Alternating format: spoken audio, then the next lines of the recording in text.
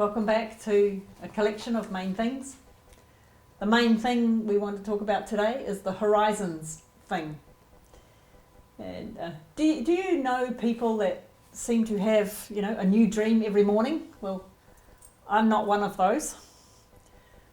I'm sure I actually do dream, but recalling the dream is a whole different thing.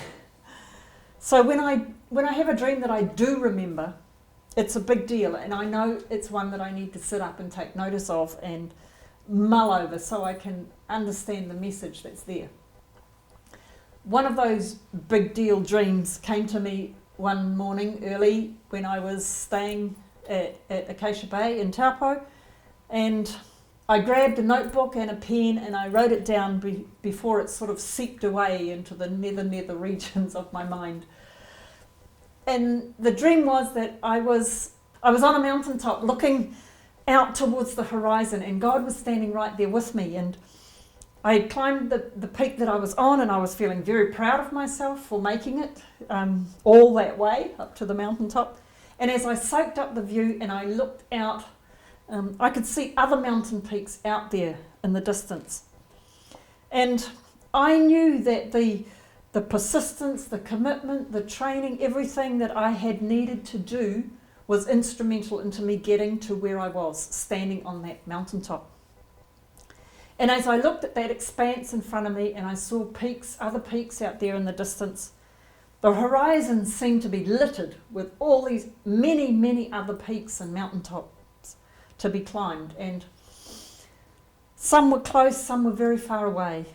And as I was looking out over them, I felt God beside me saying, "Sue, how far you go is up to you. But don't be under any illusion. To make it to the top of these mountains in front of you is going to take effort, time, and spiritual fitness." Mountain climbers are a special breed, and New Zealand has a few of them. And one of our most famous one, obviously, is Sir Edmund Hillary, who climbed the 29,000 foot summit of Mount Everest in 1953, becoming the first person to stand on top of the world's highest mountain. In 1988, a New Zealander, Lydia Brady, was the first woman to climb Mount Everest without supplementary oxygen. And she remains the only New Zealander to have achieved this feat. She has summited Mount Everest 7 times, the last time when she was 57. I am totally in awe of mountain climbers. The hours and hours of training required to summit a mountain is undisputed. The question then, why are they at the summit for such a short time? It's all a big puzzle to me that the entire climb up Mount Everest takes 6 to 9 weeks. Yet the average time spent at the summit before heading back down again is 10 to 15 minutes. Really? All those months and years of training and physical hard work and 6 to 9 weeks of actually getting there to spend 10 to 15 minutes at the summit? I'd want to camp there for at least a week to make it all worthwhile. But obviously the joy of mountain climbing is not only reaching the summit. It's the preparation and the training and the actual journey that are all part of the experience. So when God said to me, "Sue, how far you go is up to you, but don't be under any illusion. To make it to the top of these mountains in front of you is going to take effort, time, and spiritual fitness," I knew I needed to think about those 3 things more. So let's go through them one at a time. Effort, the first one. I heard a great quote recently. It says, "Nobody drifts to the top of a mountain." The mountain peaks on the horizon in front of me in my dream were formidable. And I knew that sitting around in neutral and drifting was not going to get me there. It was going to take effort. And effort does not guarantee success, but I suggest to you that success seldom comes without effort. So we associate effort with strenuous activity, with discipline, with persistence, and rightly so. But often the hardest places to exert effort are in the inner part of us, in my inner life, conquering some mountains that are in me. So what does effort look like on my spiritual journey? And one way to help me imagine this and therefore understand it more clearly was to name some of those mountain peaks in front of me. And at this time in my sabbatical, the mountain peak that was in front of me was called rest. And that seems so ironic. Why do I need to put an effort to reach rest? During this COVID-19 pandemic time, most of the world is in a situation of forced isolation at some point and reduced work hours. Many were not at work, but not everyone was resting. And not going to work does not equal resting. Resting is not about not working, but actually, often resting requires work. Now, it all sounds a bit upside down. But the Bible talks about a rest. There is a rest that empties and there is a rest that fills. And both of those are required. The Bible talks about entering rest. And it uses words like labour, like make every effort, like give it our all, like be diligent. Rest takes effort. There's no way around it.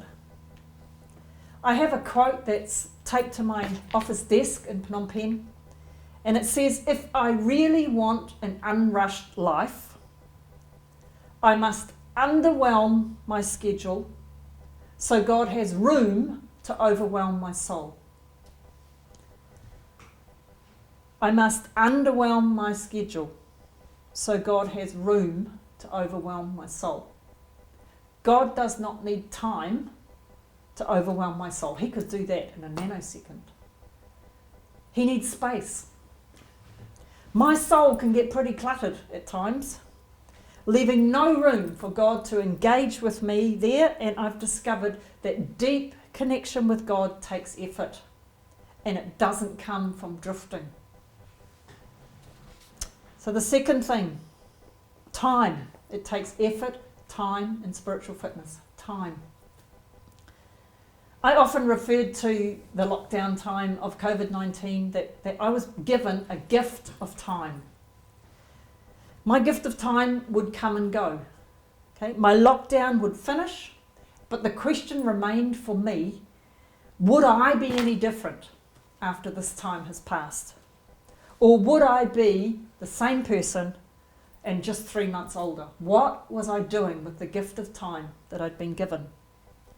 And I realised that my answer to that would depend on how I saw time.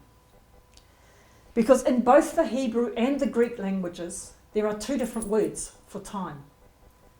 One word is about, in the Greek it's chronos, okay? It's just about chronological time. Time, just hours, seconds, hours, days, months, years, time. It just moves. But the other word is kairos in the Greek, and there's 2 different words in Hebrew as well, and that means like an appointed time, a specific time. It's not about time moving on, it's about a specific time. And God operates outside of chronological time. God is the same yesterday, today, and forever. That God doesn't get old. That God operates outside of chronos time. And his view of time is always kairos time, appointed time. The story of Sarah in Genesis 18, it has these 2 different words in the one verse. And in the Hebrew language, it's the word that is for time that moves, but it's also, and then a different word for appointed time, for a God time. That the angel, God had appeared to Abraham and told him that Sarah, who was past childbearing age, would have a son in 1 year's time. And Sarah laughed at herself and she thought, I am far too old for that to happen.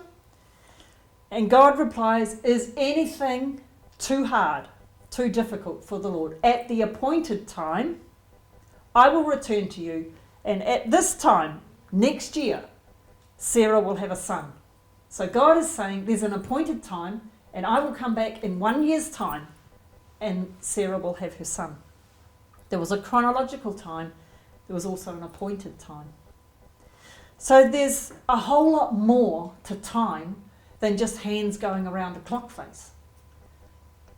I know that God was saying to me, if I was to climb more mountains, if I was to reach more peaks and go after those horizons that are out there, it would depend on me accepting this appointed time, this gift of time that I had been given, and not focus on my physical allotted time on this earth.